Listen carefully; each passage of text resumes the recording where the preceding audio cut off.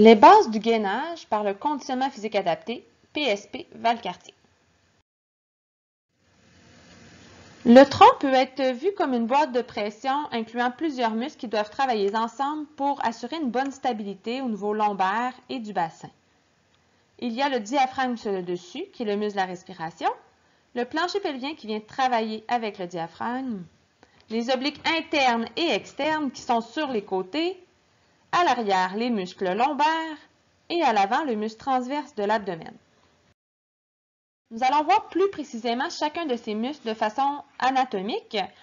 Les images ont été prises dans le livre de référence Gray's Anatomy pour les étudiants de deuxième édition. Tout d'abord, on a le muscle du diaphragme qui est en forme de coupole qui va venir s'abaisser lorsque je vais venir inspirer et qui va remonter lorsque je vais venir expirer. Ce muscle doit vraiment avoir une belle expansion pour bien travailler. Le muscle qui travaille en synergie avec le diaphragme est le plancher pelvien qui est en fait un amalgame de plusieurs muscles, aponévroses, ligaments, qui va venir fermer la cavité du tronc pour venir soutenir les viscères et s'attache de la symphyse pubienne jusqu'au coccyx.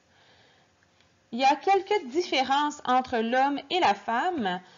Donc, si vous pouvez voir ici, c'est que la portion proche des testicules va être plus refermée chez l'homme, alors que chez la femme, va venir vraiment s'ouvrir de chaque côté de la paroi du vagin, ce qui va faire une différence sur comment bien contracter ce muscle-là. Le muscle transverse de l'abdomen, tant qu'à lui, est un muscle profond des abdominaux. Il va venir s'attacher aux côtes, au pubis et dans le dos. Donc, quand on le contracte, ça fait un peu comme une gaine naturelle qui va venir soutenir vraiment l'ensemble du tronc. Les fibres musculaires sont à l'horizontale, donc lorsque je viens le contracter, c'est comme si je faisais un peu comme un corset, donc je viens serrer à l'arrière pour venir tendre à l'avant. Donc, un muscle très important à bien comprendre comment bien le contracter et l'activer, surtout suite à une blessure au bas du dos, parce que le muscle transverse de l'abdomen parfois s'inhibe et ne s'active plus comme avant une fois une blessure en cours. Ensuite, les obliques internes sont une paroi un petit peu plus superficielle, donc par-dessus le transverse de l'abdomen.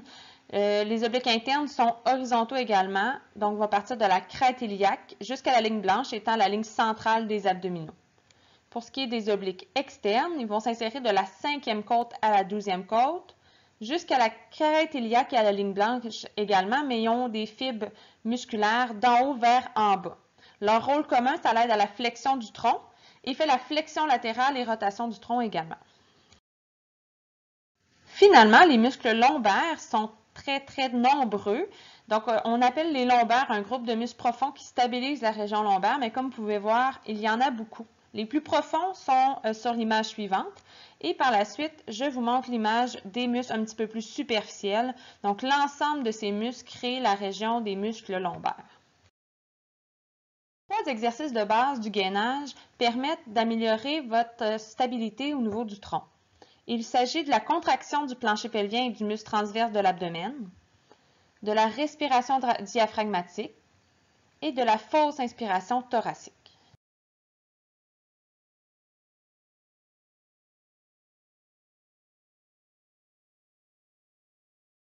Le premier exercice est la contraction du plancher pelvien et du muscle transverse de l'abdomen. Placez les doigts quelques pouces à l'intérieur des crêtes iliaques, soit les 2 os que vous sentez au-dessus du bassin en position couchée. Venez contracter la portion du bas du ventre sans que le haut du ventre ne se contracte. En posture 4 pattes, parfois c'est plus facile de le comprendre. Donc j'inspire, je contracte le bas du ventre, comme vous pouvez voir, c'est très léger, et j'expire et le ventre rentre à nouveau. J'inspire, gonfle, contracte et expire. Pour ce qui est de la femme et l'homme, il y a quelques différences pour bien comprendre.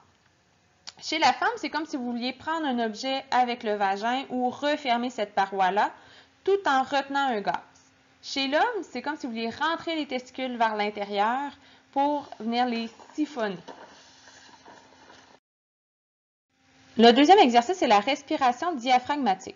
Placez les mains au niveau des côtes, puis inspirez dans vos mains. Donc, poussez vos mains vers l'extérieur en rentrant l'air, puis expirez, refermez les côtes, détendez l'ensemble des muscles.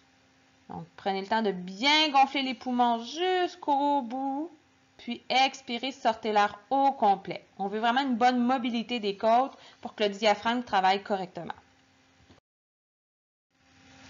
Finalement, le troisième exercice, la fausse inspiration thoracique. Expirez l'ensemble de l'air, bouchez votre nez et faites comme si vous vouliez inspirer sans qu'il y ait de l'air qui rentre. Ceci va faire en sorte que votre nombril va rentrer vers l'intérieur et vers le haut et les côtes vont venir s'ouvrir. Donc, j'inspire, j'expire. À la fin de l'expire, viens tirer comme si je voulais inspirer. Cet exercice permet de libérer la pression dans le bas du dos et également de créer un peu de distension dans vos disques lombaires.